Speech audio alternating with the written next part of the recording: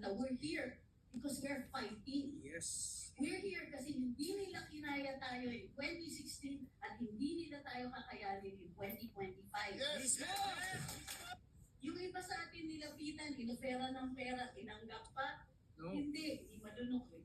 So this is not a wake. This is not a funeral unless it's theirs. Yes. Dito lamay ha. Yes. Unang-una, dito lamay. Bakit kayo malungkot? Masaya kami, attorney. Senator Paso. Pero hindi ako nag-aatid sa inyo. Hindi tayo talo. Yes. Why? Bakit tayo binabakbakan? Bakit walang humpay yung marketing? Bakit walang humpay yung paninira? Bakit may impeachment sinday? Kasi nandito tayo. Yes. Kasi malakas tayo. Kailangan bakbakan. Kailangan tuloy-tuloy yung bakban sila. And the only reason hindi pa sila nangangampanya, bakit kailangan nila ng artista? Bakit kailangan nila ng mga call armies na nandun sa page 2? Yes. Bakit? And they keep coming. They spend a lot of money on us. Tinotol tayo, tinotol sila, nagpapakawala ng kung ano-anong chismis, kung ano-anong masasamang salita, pinapaimbestiga sa NBI. Ako yun. Bakit? Bakit hindi sila tumitigil? Kasi tignan nyo, nag-grant CNI online, the only thing they can come up is kasuhan siya. Bakit? In spite of the rant, namin nagsasabi, she shouldn't have done that, she shouldn't have done that. Hindi. Imbis na mawalan ng loob ang mga tao, nabuhayan tayo. Yes. Ano yan? Hindi nyo ba nakikita, we are coming together. Why do they have to keep doing this? Kasi padating ang 2025 elections, and the one thing that is stopping them from absolute victory is us. Yes, correct. Tayo, Mismo. kumapit tayo, naniniwala tayo, we want the governance that we got from 2016 to 2022. Gusto natin safe yung kalye, gusto natin may healthcare. Miss na miss ko yung 100 million a month sa PJC. Yes. Namimiss ko yung free speech. Di ba? Hindi, kung call at call lang, di ba nahuraan na lang tayo online. Okay lang yun because that is free speech. Pero anong ginagawa nila ngayon? Kinakasuhan tayo. Imagine nyo, Tinatanggalan ng page. nagpatawag ng vloggers, nagsusumbong congressmen against vloggers. Bakit? Nasaktan sila. Nasaktan sila and we keep going. Hindi nila tayo na-convince. Yung iba sa atin nilapitan, inofera ng pera, tinanggap pa. No. Hindi malunok eh. Ang hirap. So think of it this way, it's not a bad thing that they keep coming after us. It means nandito tayo, it means we are so strong. The only thing they can throw at us is money. Mismo. O sige, may pera sila. Pero hindi nila mabili ito paninindigan natin. Yun ang Bakit masama. tayo nandito? Correct, attorney. Ano mga kakampi natin? Oh, maswerte tayo, may mga senador tayo. But beyond that, sino pa kakampi natin? Who are still in power? Tinanggal lahat ng Duterte appointees.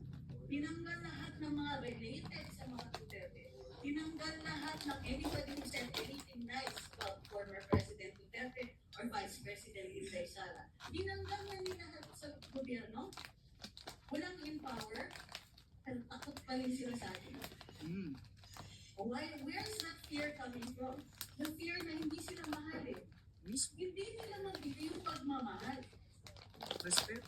Bakit? Diba? Bakit nakaandar tayo? In 2016, the odds were against Duterte. Mayor siya ng Davao City never held a national position, pero from mayor of Davao City, naging presidente. Bakit? Kasi nandun tayo. Mismo. But don't forget how powerful you are. That we were able to pluck a man from Davao City and put him in the presidency kasi tala niya yung mga pangarap natin. Mismo. So this is not a wake. This is not a funeral unless it's theirs. Yes.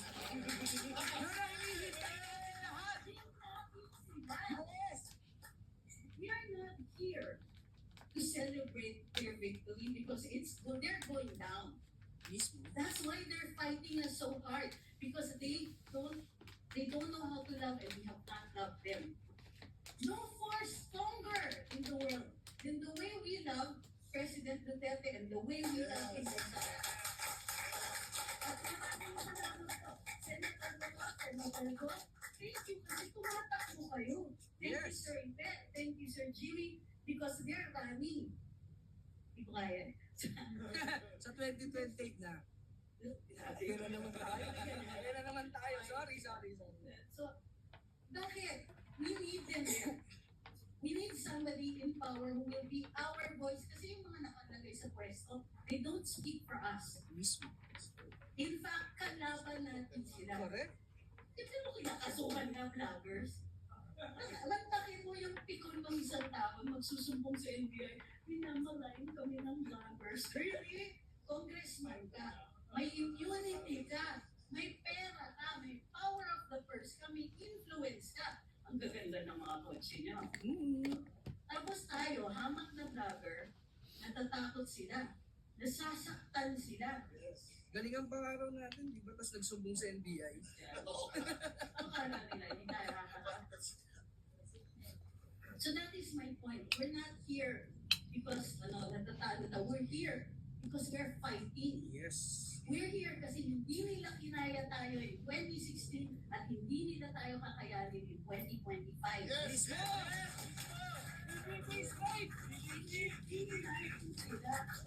We're not gonna wait for them, for their candidates. Yes. Ngayon pa lang, mag-mustard na tayo. Lamay na yung para sa kanila. Yes. Diretso sa Inidoro. And you know why? They know it. Yes. They know. Ilan na yung tumawag sa akin, mga Pilipino, yung maswerte sa atin, di ba? Tapos tinatawagan tayo, mga mayor, mga congressman. Sabi, pasensya na, kailangan namin yung pera nila. But that's all they have, kailangan yung pera nila. Boto natin ang kailangan din nila. Yes. So, they get money from there. But do they get our vote? No. Of course not. After 2025, ibang usapan na to. Yes. After the elections, this is a different story. Lame duck na sila lahat. May butterfly ulit. At alam na nila na patapos na yung kwento nila. It was fun while it lasted. Kaya puro sila party ngayon eh.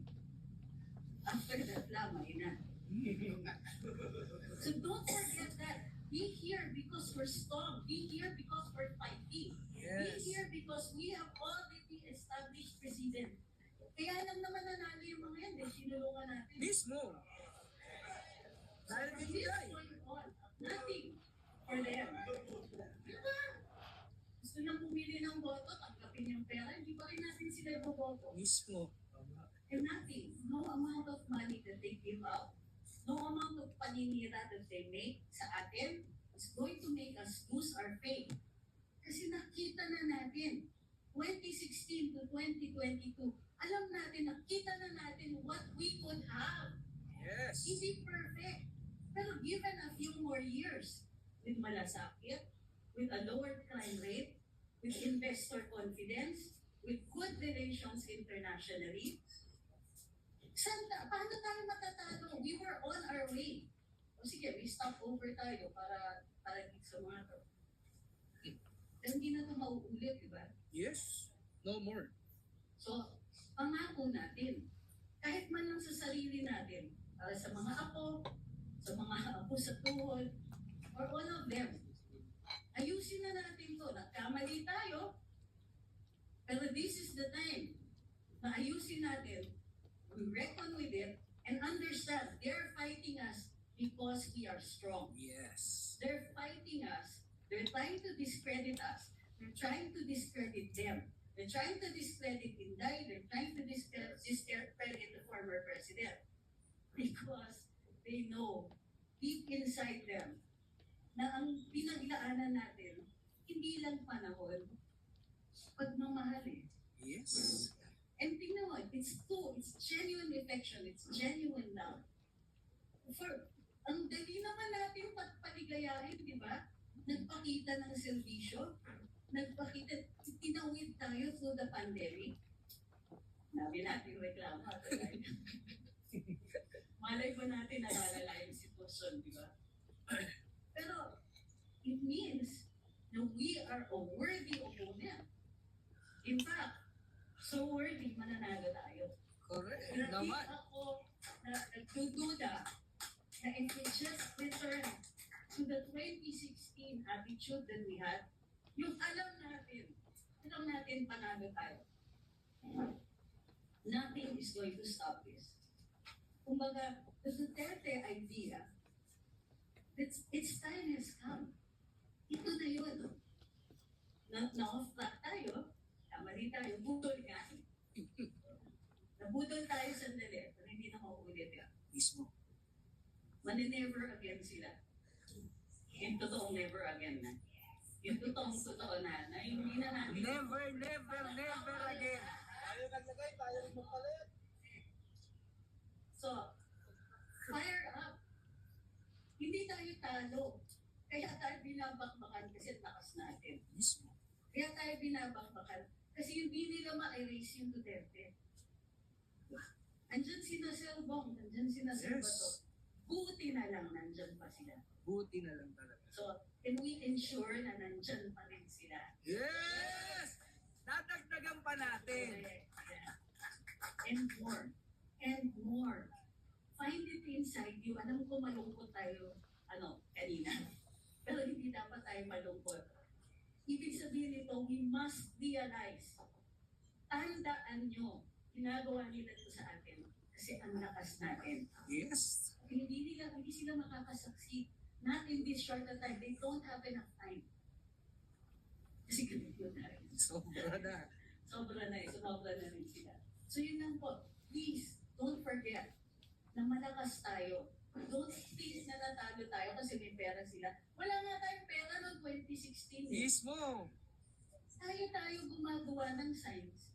Tayo nagkukusa mag-post. Tayo mismo, hindi nga tayo magkakakilala nun eh. Ngayon na lang tayo nagkakilala tayo. Papanalo na. Doon na tayo nagkita-kita. Presidente na si PRD nun. Doon na lang. Ibig sabihin, separately, ang lakas na natin, ano pa kaya tayo together? Mismo. Mapipigil pa ba nila tayo? Never. Sipin mo umuhos na ng pera galing sa Kongreso para sa popularity nila, para sa programa nila. Namimigay na sila, kapaharapan na, namimigay na ng pera, di ba? Wala nang hiyaan, di na servisyo, pera na lang, diretsyahan. Di pa rin sila nananalo.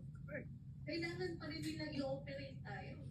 Kailangan pa rin nilang siraan sina Sir Bato. So, one thing, ito practical consideration lang. Kung nag-privilege speech si Sir Bato tungkol dun sa Timo, paki-repost. Umpisahan natin doon. Bakit? Diretsong titik yan sa kanila eh.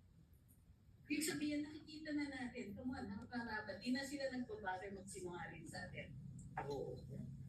Ang sakit-sakit kaya. Diba? So, if we start, mga practical things like that, ilabas natin yung mga privilege speeches nila, i-breakdown natin para dun sa mga mamamayan na hindi nila kakayanin yung ideas. Break it down for them. Simple lang. Bakit ang tingog nakikialam sa video? And so on. Hindi lang ito yung example. Ang dami pang examples. Babuyan ba? Hindi tayo dyan. Yes naman. Yung balahuraan, we invented that here. Correct. And we will win this one. Mismo. Okay? Don't forget. Don't forget who you are. Laban. Mga anak tayo ni Tatay Dave. Mismo. Wala tayong